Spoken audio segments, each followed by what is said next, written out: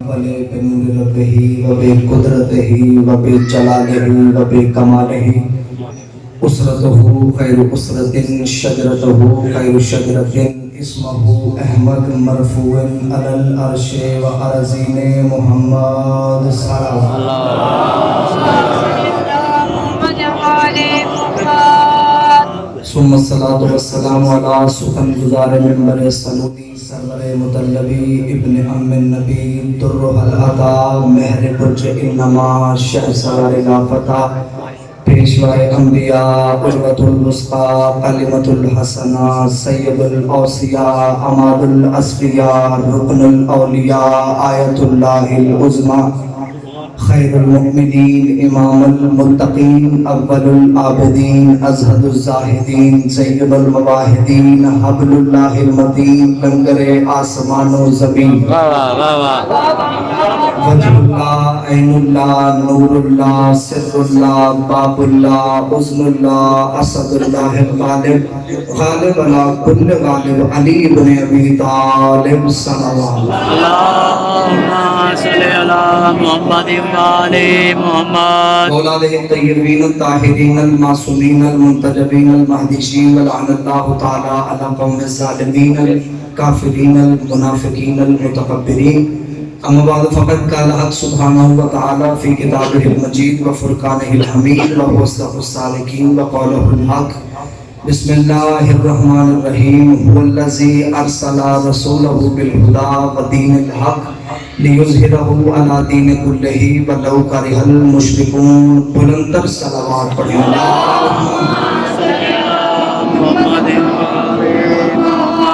دعا ہے کہ مالکان عزت بارگاہ عزت میں آئے ہوئے ہر صاحب عزت کی عزت کو محفوظ فرمائے رب الحسین بحق جد الحسین جتنے بھی ہاتھ ذکر شبیر میں مانگنے کے لیے آئے ہیں اس عزت والے ذکر سے کوئی بھی خالی ہاتھ واپس نہیں ذاکرین مجلس حاضرین مجلس بانیان مجلس کی اللہ اس کے معرفت اور اس کے ولایت میں اضافہ فرمائے بہت بڑی دعا سارے مل کے دل سے آمین کہیے گا میرا اللہ اس وقت تک کسی بھی علی ولی اللہ پڑھنے والے کو موت نہ آئے جب تک حسین بادشاہ کے نوری محل کی زیارت نصیب نہ ہو میرے مالک عقیدہ حق پہ استقامت نصیب فرما قبر کی پہلی رات ہو زیارت امیر نصیب فرما قیامت کی پہلی صبح ہو شفاعت شبیر نصیب فرما میرے مالک میری قوم کو مسجد کا نمازی اور حلقے کا ماتمی بنا جن مرحومین کی دعائیں میرے ذمہ لگائی گئی ہیں بالخصوص دانیال مہدی مظہر مرحوم عرفان حیدر میرے مالک جب یہ قیامت والے دن اٹھیں تو ان کے ایک ہاتھ میں قرآن اور دوسرے ہاتھ میں دامن اہل بیت ہو ان تمام دعاؤں کو قبولیت کی آخری منزل تک پہنچائیں سہارا درود کا لیں بلند آواز سے صلوات پڑھیں اللہم صلی علی محمد وعلی محمد اپنی کم علمی کا اعتراف کرتے ہوئے اور باب علم سے مانگی ہوئی خیرات پہ اعتماد کرتے ہوئے میں یہ لفظ ممبر پہ پہلے کہہ دوں کہ کسی بشر میں اتنی طاقت نہیں کہ وہ بتائے حقیقت زہرا کیا ہے کسی بشر میں اتنی طاقت نہیں کہ وہ بتائے حقیقت سیدہ کیا ہے کیونکہ سیدہ کی حقیقت پڑھنے کے لیے لہجے کا توحید ہونا ضروری ہے نعرہ تکبیر نعرہ رسالت نعرہ حیدری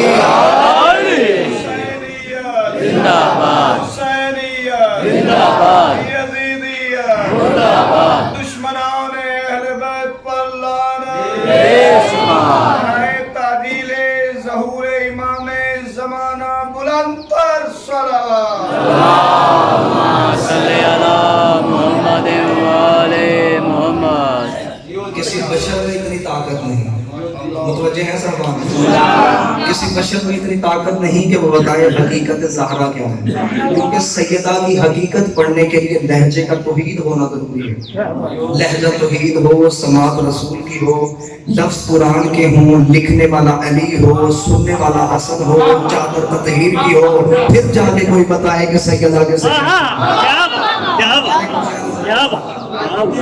پھر جا کے کوئی بتائے کہ سیدہ کسے کہنا ہے لیکن ابتدائی مجلس سے میں پہلا جملہ پہلی سطر آپ کے اذہان کے حوالے کرنے لگا ہوں، اور یقین کامل ہے نہ سطر ضائع ہوگی نہ لفظ کا لہو ہوگا۔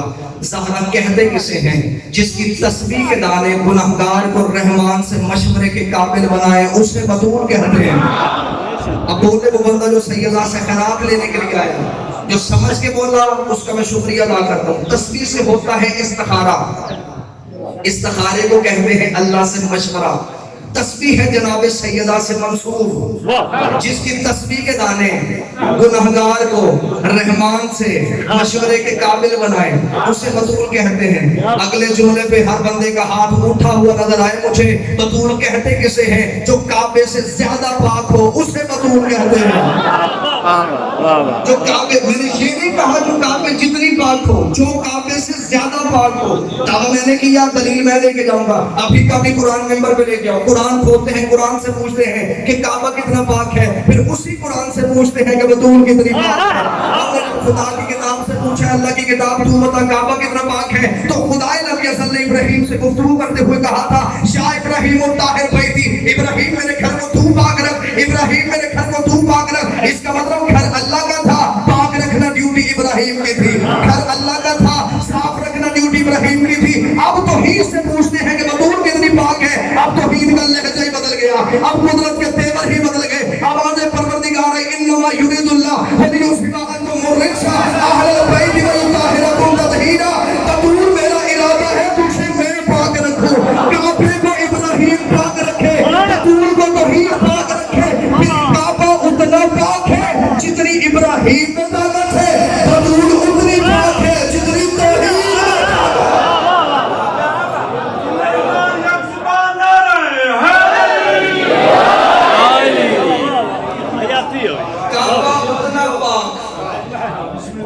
ابراہیم میں طاقت، بطول اتنی پاک جتنی توحید میں طاقت۔ بے شک مریم بھی بطول، میری شہزادی بھی بطول، لیکن بطول مریم ہے چھوٹی بطول، سیدہ ہے بڑی بطول۔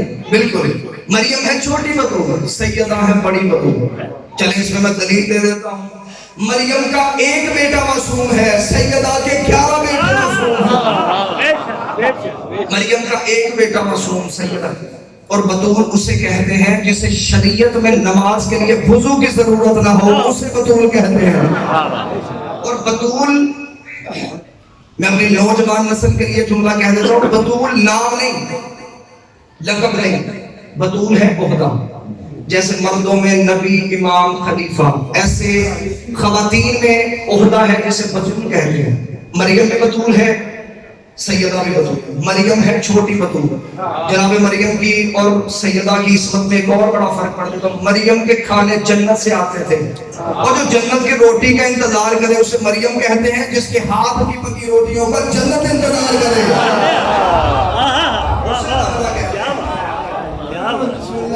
بی بی مریم ہے چھوٹی بطول، سیدہ ہے بڑی بطول۔ چلیں جس بندے کو ابھی بھی دلیل کی ضرورت ہے تو دلیل دے دیتا ہوں۔ زمانے کو پتہ چل جائے گا چھوٹی بطول کون سی ہے اور بڑی بطول کون سی ہے۔ جب چھوٹی بطول کا بیٹا بھی آ جائے گا، بڑی بطول کا بیٹا بھی آ جائے گا، عیسیٰ بھی آ جائے گا، مہدی بھی آ جائے گا، میرا مہدی آگے کھڑا ہو کے کہے گا تقدم یا ابن مریم، مریم کا بیٹا آ گیا، نماز پڑھا۔ عیسیٰ کانپ کے کہے گا میری جرت ہے میں زہرا کے بیٹے کو نماز پڑھاؤں۔ عیسیٰ میرے پاؤں کے قدموں میں سجدہ کر کے زمانے کو بتائے گا چاہلو عقیدے درست کرو۔ جس کا آخری بیٹا عیسیٰ جیسے نبی کے پیچھے نماز نہیں پڑھتا، اس کا باپ کسی بت پرست کے پیچھے گیا ہے۔ کیا بات ہے، واہ واہ۔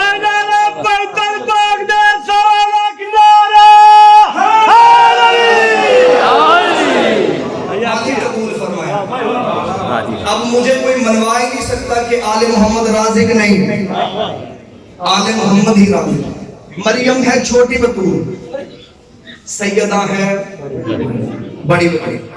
مریم کی اور سیدہ کی عزت میں سب سے بڑا فرق یہ ہے کہ مریم کے کھانے جنت سے آتے تھے۔ جو جنت کی روٹیوں کا انتظار کرے اسے مریم کہتے ہیں، جس کے ہاتھ کی پکی روٹیوں کا جنت انتظار کرے۔ ایک عیسائی فادر نے کتاب لکھی تھی مریم ورسز فاطمہ، مریم بمقابلہ فاطمہ۔ اس نے اس کتاب میں قرآن کی 70 آیتوں کا غلط استدلال دے کے جناب مریم کو افضل کیا اور معاذ اللہ بی بی کو مفضول کیا. کتاب مالکین میں آ گئی. کتاب پہنچتی پہنچتی وہاں پہنچی جہاں اسے نہیں پہنچنا چاہیے تھا. کتاب پہنچی دہلیز باب علم پہ, کتاب پہنچی علی کے دروازے پہ, کتاب پہنچی نجف اشرف. جب دہلیز باب علم پہ پہنچی تو طالب علموں نے کتاب خریدی اس دور کے عالم ربانی کے پاس ہے. ان کا قبلہ اس نے ہماری بیوی کی توہین کی ہے. صلوات پڑھیے گا محمد صلی اللہ محمد علی محمد.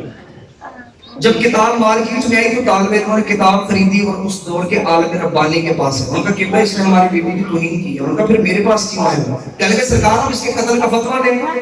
ان کا قتل کا فتویٰ نہیں دینا. ان کا کیوں؟ ان کا پادری مر جائے گا, کتاب تو نہیں مرے گی. کتاب تو پہلے سے زیادہ بکنی شروع ہو جائے گی. اسے تو عیسائی اپنے مذہب کا لیڈر بنا لیں گے. کتاب تو پہلے سے ہوگا. پھر کیا کریں؟ کہہ رہے کہ کتاب کا جواب کتاب کی صورت میں دیتے ہیں. قلم ہمیشہ قلم سے ٹکراتی ہے. عادل مزاج بندے میرے سامنے بیٹھے ہیں, لفظ کا لہو نہ کرنا, صدر کا قتل نہ کرنا. اس سال میں دین مصلی عبادت میں چھایا, دروازہ بند کیا, توڑ کر امام حسین کی ماں کو ہدیہ کر کے کہنے لگے بی بی میں تیری وکالت کرنے لگا ہوں, مجھے لفظوں کی خیرات عطا کر. اگلا جملہ میں پڑھوں گا اور ہاتھ دیکھوں گا کون سا ہاتھ دہلیز سیدہ سے خیرات مانگنے کے لیے آیا ہے. اس عیسائی پادری نے کتاب لکھی تھی مریم ورسل فاطمہ, مریم کا مقابلہ فاطمہ. اس عالم دین نے مصلی پہ بیٹھ کے کتاب لکھی. کتاب کا نام لکھا مریم ورسل فضہ, مریم کا مقابلہ فضہ. اس نے 70 آیتوں کا غلط استدلال دیا تھا. اس نے قرآن کی 110 آیتوں کا استدلال دے دیا جس میں سے پہلی دلیل میں ممبر حسین سے پڑھ دیتا ہوں. ان کا عیسائی پادری اور شرم نہیں آتی مریم کا مقابلہ سیدہ سے کرتے ہو, جبکہ اللہ قرآن میں کہتا ہے مریم کے سامنے فرشتہ روٹی لے کے آتا, مریم چہرے پہ پردہ ڈالتی, فرشتہ لے کے کہتا بی بی پردہ کیوں کرتی ہے, میں تو اللہ کا بھیجا فرشتہ ہوں, تجھے روٹی دینے کے لیے آیا ہوں. مریم دونوں ہاتھ ماتھے رکھے گی, تیرا بھی شکریہ اس کا بھی شکریہ, تیرا بھی شکریہ اس کا بھی شکریہ. اس کا شرم نہیں آتی مریم فرشتے کا بھی شکریہ ادا کرے, مریم توحید کا بھی شکریہ ادا کرے. مقابلہ سہارا سے کرتے ہو. 3 دن بطول پکاتی رہی, دروازے پہ فضہ بانٹتی رہی. 3 دن بطول پکاتی رہی, دروازے پہ فضہ بانٹتی رہی. تیسرے دن جبریل نے آگے کہا فضہ میں تیرا شکریہ ادا کرنے آیا ہوں. فضہ نے دروازہ بند کر کے اور جبریل تو شکریہ ادا کیوں کرتا ہے, یہ تو ہم نے وجہ اللہ کا صدقہ دیا تھا, یہ تو ہم نے وجہ اللہ کا صدقہ دیا تھا, یہ تو ہم نے وجہ اللہ کا صدقہ دیا تھا. ابھی زہرا کی دہلیز پہ فضہ نہیں آئی تھی, یہ آواز پروردگار رہی. فضہ یہ جبریل کا شکریہ تیرے شایان شان نہیں, وکانا سیاکم مشکورا, میں اللہ خود تیرا شکریہ.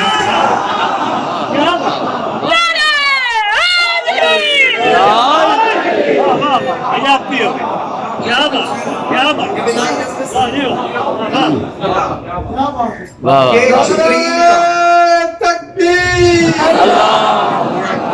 نعرہ رسالت, نعرہ حیدری, نعرہ ولایت, علی ولی اللہ, نعرہ صلوات.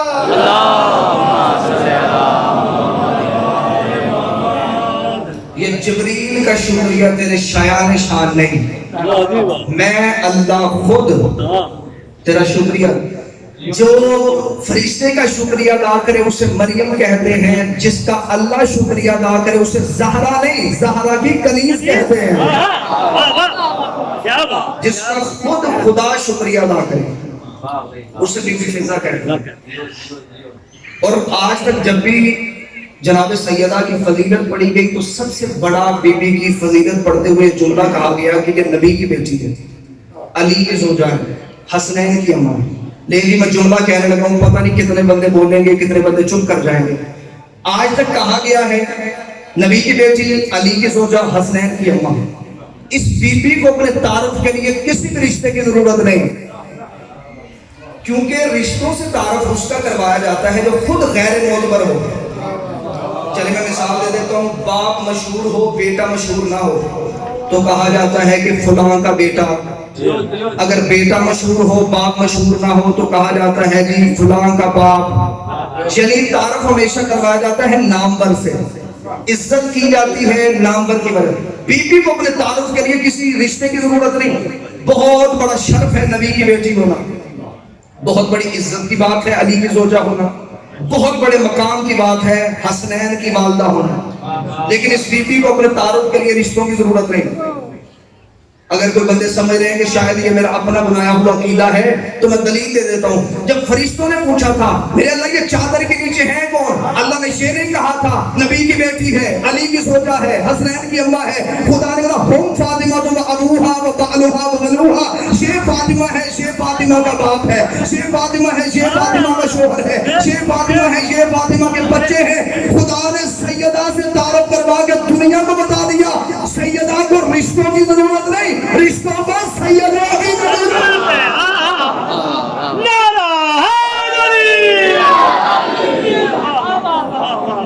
سیدہ سے تعارف کروا کے دنیا کو بتا دیا سیدہ کو رشتوں کی ضرورت نہیں، رشتوں کو سیدہ کی ضرورت ہے۔ مشکل جملہ کہنے لگا ہوں۔ بی بی کی پہچان نبوت کی وجہ سے نہیں، نبوت کی پہچان زہرا کی وجہ سے ہے، امامت پہچانی زہرا کی وجہ سے جاتی ہے۔ میرے معصوم نے فرمایا تھا، امام نے فرمایا ہم نے دنیا کو بتایا ہے کہ جنت کیسی ہے، ہم نے بتایا جنت میں کیسے جانا ہے، ہم نے بتایا جہنم کیسی ہے، ہم نے بتایا جہنم سے کیسے بچنا ہے، ہم نے بتایا پورے صراط سے کیسے گزرنا ہے، ہم نے بتایا فرشتہ کیسا ہوتا ہے، ہم نے بتایا کہ لوح محفوظ کیا ہوتی ہے۔ امام نے فرمایا ہم نے اس زمانے کو سب کچھ بتایا، جس نے ہم 13 کو بتایا اسے بطول کہتے ہیں، جس نے ہم 13 کو بتایا اسے بطول کہتے ہیں۔ مجھے بادشاہ حسین کی عزت کی قسم ہے آج تک ممبر سے زہرا کی دہلیز کا عرفان نہیں پڑھا گیا۔ جو جناب سیدہ کی دہلیز پہ دروازہ تھا اس کی جو چوکھٹ تھی اس کی عزت کیا تھی۔ ایرانیوں نے کتاب لکھی ہے نفس الرحمان فی فضائل سلمان، اس میں جناب سلمان کی پوری زندگی درج ہے۔ اس میں لکھا ہوا ہے کہ جب اذان آتی تو جناب سلمان سیدھا مسجد میں نہیں جاتے تھے، سیدھا دہلیز سیدہ پہ آ جاتے تھے۔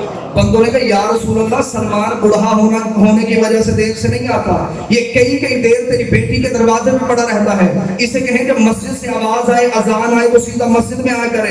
رسول نے کہا سلمان بتا میری بیٹی کے دروازے پہ کیا لینے جاتا ہے؟ سلمان نے کہا مسکرا کے فرمایا میں انہیں بتانا چاہتا ہوں مسجد میں اللہ تب راضی ہوتا ہے جب گھر میں بطول راضی ہو۔ کیا بات کیا بات، میں بتانا چاہتا ہوں مسجد میں اللہ تب راضی ہوتا ہے۔ جتنے بھی عزت والے مومنین بیٹھے ہیں جناب سلمان کا جملہ سنیے گا، اتنا پیار ہے مجھے اس جملے کو۔ جناب سلمان نے کہا مجھے افسوس ہے ان مسلمانوں پہ جو اسے راضی کر رہے ہیں جو نظر نہیں آتا، جو اسے راضی کر رہے ہیں جو نظر نہیں آتا۔ اسے راضی کیوں نہیں کرتے جو گھر میں حجاب کبریا بن کے بیٹھی ہے؟ توجہ آپ میری طرف رکھیے گا۔ اسی کتاب میں اپنا جملہ لکھا ہے کہ ایک دن جناب سلمان یوں دہلیز سیدہ پہ سر رکھ کے بیٹھے تھے، ایک بندہ قریب سے بولا، اس نے کہا سلمان بڑھا ہو گیا اس دہلیز پہ، تجھے اس دہلیز سے ملتا کیا ہے؟ تجھے اس دہلیز سے پریشان تو نہیں ہو گیا؟ تجھے اس دہلیز سے ملتا کیا ہے؟ تو اس دہلیز سے لیتا کیا ہے؟ سلمان نے کہا تیرا عقیدہ اور ہے میرا عقیدہ اور ہے، تیری معرفت اور ہے میری معرفت اور ہے۔ اس نے کہا سلمان بوڑھا ہو گیا ہے تجھے اس دہلیز سے ملتا کیا ہے؟ سلمان نے کہا کیا کہا تو نے؟ یہ دہلیز ہے، یہ دہلیز ہے، یہ دہلیز۔ اس نے کہا سلمان یہ دہلیز نہیں تو اور کیا ہے؟ سلمان نے مسکرا کر فرمایا یہ دہلیز نہیں یہ سدرۃ المنتہا ہے، یہ سدرۃ المنتہا ہے۔ سدرۃ المنتہا کا نام آنا تھا۔ اس نے کہا سلمان بوڑھا ہو گیا ہے تجھے کیا پتا سدرۃ المنتہا کسے کہتے ہیں؟ سلمان نے کہا تو بتا دے سدرۃ المنتہا کسے کہتے ہیں؟ اس نے کہا سدرۃ المنتہا عرش کی اس بلندی کو کہتے ہیں جہاں پہ جبریل رک گیا تھا نبی آگے چلا گیا تھا، جبریل رک گیا تھا نبی آگے چلا گیا تھا۔ سلمان نے کہا یہی تجھ میں اور مجھ میں فرق ہے، جہاں پہ جبریل رکے وہ تیری سدرہ، جہاں پہ رسول رکتا ہے۔ کیا بات، نعرہ حیدری، جہاں پہ جبریل رکے وہ تیری سدرہ۔ مجھے بادشاہ حسین کی عزت کی قسم ہے ابھی تک ان کی دہلیز پہ بیٹھنے والوں کی اہمیت نہیں بڑھی گئی۔ اس میں شان میں حدیث قدسی ہے، اللہ فرماتا ہے کہ اے میرے محبوب اگر میں نے تجھے خلق نہ کرنا ہوتا تو یہ زمین و افلاک نہ بچھاتا۔ پھر فرماتا ہے کہ اگر میں نے علی کو خلق نہ کرنا ہوتا تو میں تجھے خلق نہ کرنا۔ پھر اللہ تعالیٰ فرماتا ہے کہ میں نے اگر فاطمہ کو خلق نہ کرنا ہوتا تو میں تم دونوں کو خلق نہ کرتا. نعرہ حیدری. بلندر صلوات پڑھیے گا. ابھی تک اس دہلیز پہ بیٹھنے والے نوکر سمجھ نہیں آ سکتے. ایک دن جناب سلمان آئے تھے دہلیز سیدہ پہ آ کے دروازے پہ دستک دی. اندر سے شہزادی فضا, اندر سے شہزادی فضا. فضا نے کہا جلدی سے سلمان کیا کرنے آئے ہیں؟ کہا علی کا ایک پیغام لے کے آئے ہیں. کہا جلدی جلدی سے مجھے پیغام دو. جناب سلمان نے سن فضا, جب بھی میں دہلیز سیدہ پہ آتا ہوں تیرے لہجے میں روب ہوتا ہے, تیرے لہجے میں برتری ہوتی ہے. کون سی ایسی فضیلت ہے جو تیرے پاس ہے میرے پاس نہیں؟ کون سا ایسا؟ ہاں تو بھی ان کی دہلیز پہ نوکری کرتی ہے, میں بھی ان کی دہلیز پہ نوکری کرتا ہوں. ہاں تجھے اماں کہتے ہیں, مجھے نانا کہتے ہیں. با مدینے والے سیدوں, تجھے کہتے ہیں اماں, مجھے کہتے ہیں نانا. کرم تو ہم پہ سیدوں کو برابر ہے, پھر کون سی ایسی فضیلت ہے جو تیرے پاس ہے میرے پاس ہے؟ اب جملہ سنیے گا, اب عقیدے بولیں گے, بندے نہیں عقیدے بولیں گے. جناب فضا دہلیز سیدہ پہ ہاتھ رکھے گا, سلمان بھائی تجھ سے میں نے کبھی موازنہ مفاخرہ کبھی کیا نہیں, تقابل کیا نہیں. اگر بات تو نے شروع کر دی ہے تو میں بتا دیتی ہوں, کیا یہ فضیلت کم ہے؟ میں اس کے چہرے کی زیارت کرتی ہوں جس کی اس کے سوا کر ہی کوئی نہیں سکتا.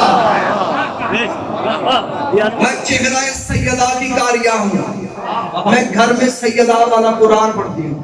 ہاں سلمان کہتا اچھا فضا چل میں چاہتا ہوں جیسے یہاں پہ اکٹھے رہتے ہیں وہاں بھی اکٹھے رہیں. فضا دیکھیں گے کہاں کا جنت میں. سلمان تو نے ابھی جنت میں جانا ہے, میں تو رہتی ہوں. دہلیز کے ادھر جنت ہے, ادھر مدینہ, ادھر مدینہ, ادھر جنت. میں جنت میں رہتی ہوں, تو نے ابھی جانا ہے. جناب فضا دیکھ گئی اچھا اچھا سلمان اگر اس جنت کی بات کرتا ہے اس میں بھی میں تجھ سے پہلے جاؤں گی. دیکھیے تو مجھ سے پہلے جائے گی تو ٹھیک ہے, جا کے آج میں بھی مولا امیر المومنین کے پاؤں پکڑ لیتا ہوں, کہتا ہوں مولا کرم کریں, ترس کریں, رحم کریں, اتنا تو شرف بڑھا دیں کہ میں فضا سے پہلے چلا جاؤں. دیکھیے نہیں کس سے جا کے سفارش کروائے گا؟ علی سے. ان کے قدموں پہ ہاتھ رکھ کر درود و سلام پڑھنا اور بتا دینا کنیز کہتی تھی علی سے بھی پہلے.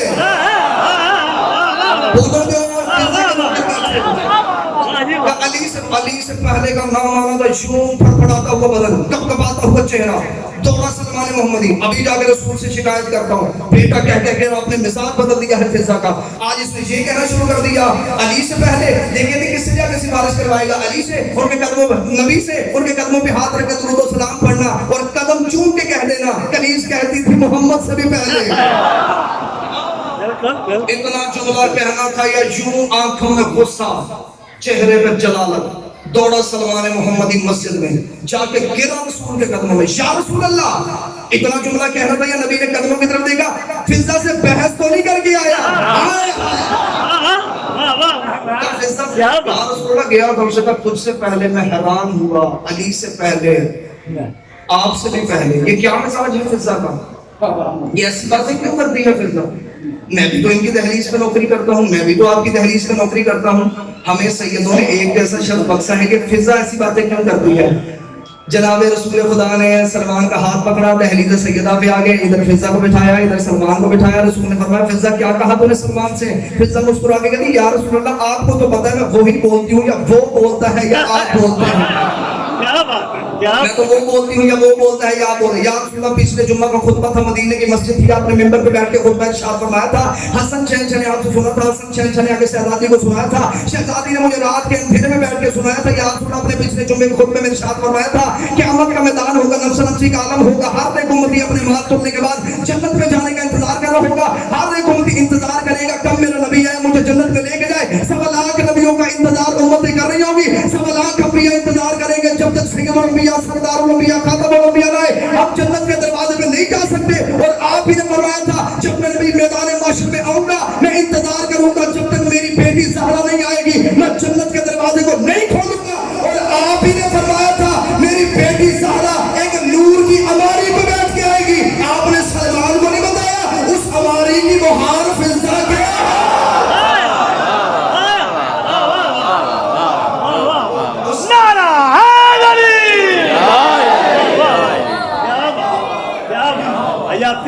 آپ نے سلمان کو نہیں بتایا اس اماری کی مہار فضا کے ہاتھ. مالک قبول فرمائے. اس آپ نے سلمان کو نہیں بتایا اس امانی کی مہار فضہ کے ہاتھ میں تھی. دکھ تو اسی بات کا ہے جس دہلیز پہ نبی رکا کرتے تھے امت نے وہی دہلیز جلا دی.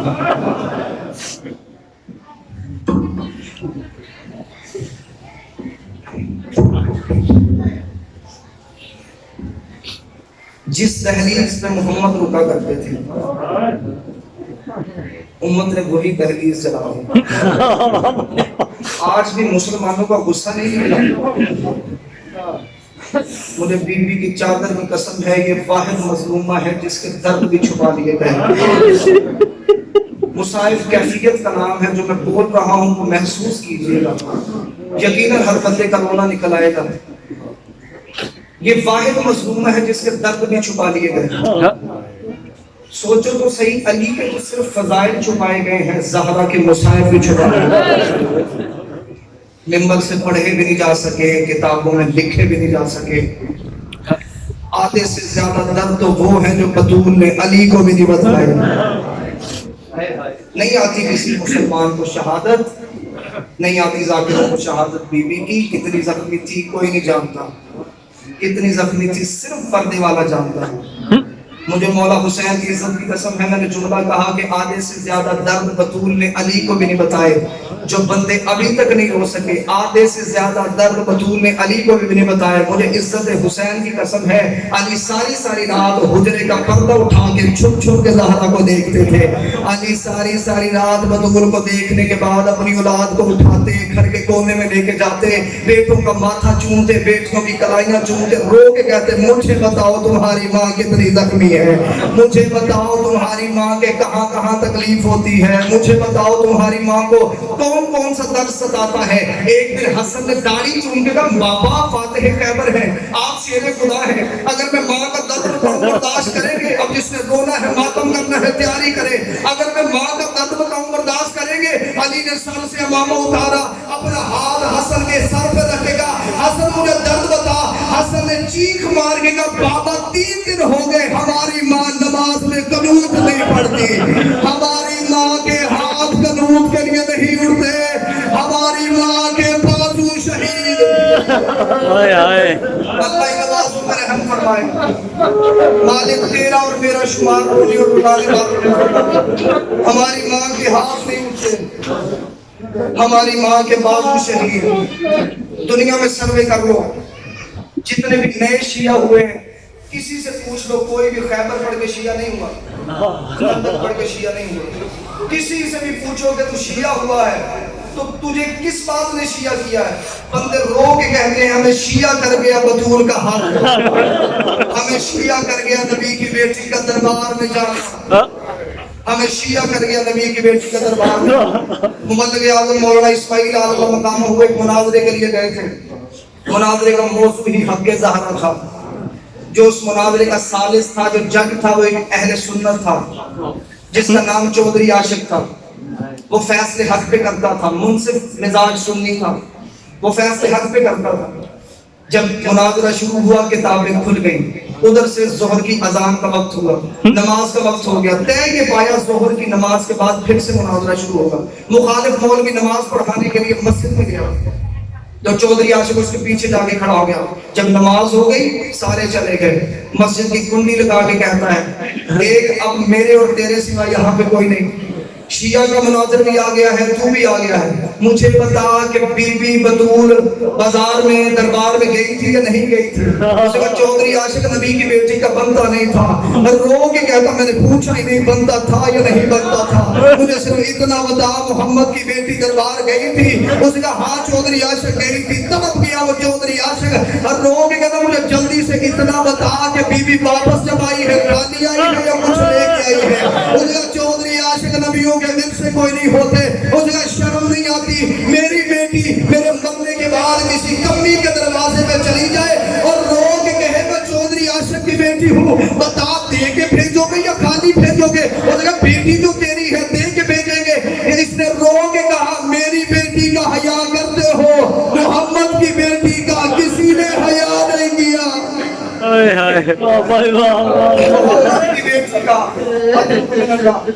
मोहम्मद की बेटी का किसी ने हया नहीं किया।